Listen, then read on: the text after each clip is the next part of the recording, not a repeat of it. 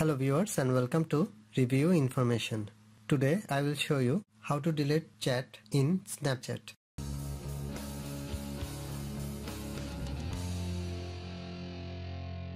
Go to the Snapchat app from your apps list. Tap on the message icon from the bottom left corner. Now go to the conversation from which you want to delete chat. Tap and hold the message which you want to delete. A drop-down menu will pop up.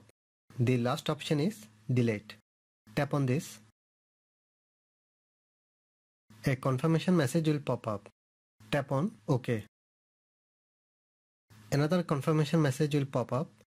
Tap on Delete Chat. And you can see your selected message is successfully deleted. This way you can delete your chat in Snapchat. Thanks for watching. Hope you guys enjoyed my video. Please subscribe my channel for more videos. Goodbye.